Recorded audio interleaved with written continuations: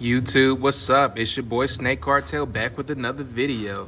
I made one minor change to his setup and everything has changed. Look at it.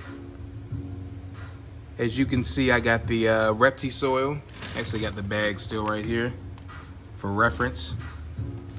But yeah, guys, the reason why I got rid of the paper towels is because, I do recommend it for if you just get a neonate, because it's easier to monitor the poops and the urates to make sure they're digesting everything properly. But I don't know, it was just getting really a big mess to clean.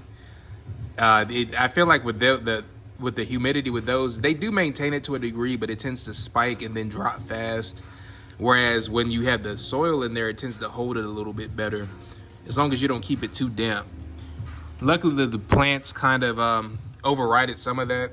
That's why I got these pothos plants in here. Oh my God, I just got smacked in the face with this humidity. My boy's looking like a Super Saiyan. But yeah, my boy's looking nice and healthy. Everything I've been doing, man, is just, these guys do need really high humidity. I'll do a care video on these guys in the future. But as you can see, I even have two water bowls in here. I got a smaller one and I have a bigger one. And the only thing I will say with the substrate, I do have to clean the water out more often because he does like to investigate it more, which I think is cool. It gives him some mental stimulation.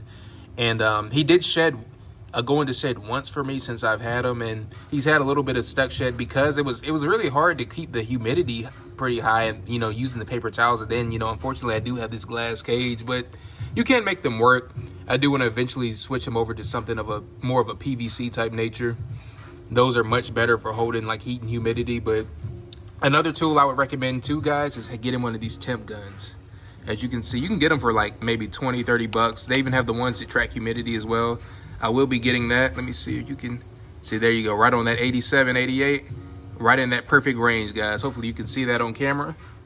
This is why I love these, is it really helps me stay dialed in with my husbandry. As you can see, all of the stuck shed he's had has been slowly coming off naturally. I do like to highlight my mistakes so people can learn too. But he's looking way more hydrated, way more happy. He loves investigating his plants. I don't know if I mentioned this before, but he loves to dig his head up under the substrate too, which he makes a little dirt afro, as I like to call it. He also likes to switch perches. Sometimes he'll hide up under here. I guess it gives him a good sense of security. I may reposition these plants because I kind of did have them turned a different way, like where his main perch was covered a little bit more. But I kind of put it in a different way when I took everything out to put the substrate in, and boy, was he not happy.